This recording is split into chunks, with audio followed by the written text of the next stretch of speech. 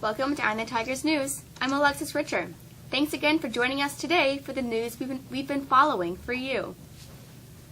A federal judge on Tuesday blocked President Donald Trump's attempt to withhold funding from, quote, sanctuary cities that do not cooperate with U.S. immigration officials, saying that the president has no authority to attach new conditions to federal spending.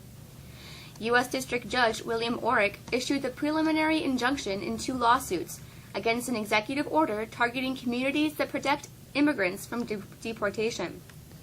The injunction will stay in place while the lawsuits work their way through court. The judge rejected the administration's argument that the executive order applies only to a relatively small pot of money and said Trump cannot set new conditions on spending approved by Congress. Pledging to confront anti-Semitism in all its forms and to, quote, never be silent, President Donald Trump on Tuesday denounced as accomplices to, quote, horrible evil anyone who denies that 6 million Jews were killed during the Holocaust. In a speech marking Holocaust Remembrance Day, Trump also pledged that as President of the United States, he will, quote, always stand with the Jewish people. Trump spoke at a U.S. Capitol ceremony hosted by the U.S. Holocaust Memorial Museum to mark the unveiling of a new conservation and research center. The center will serve as a repository for a vast collection of artifacts by those who survived Adolf Hitler's massacre of Jews during World War II.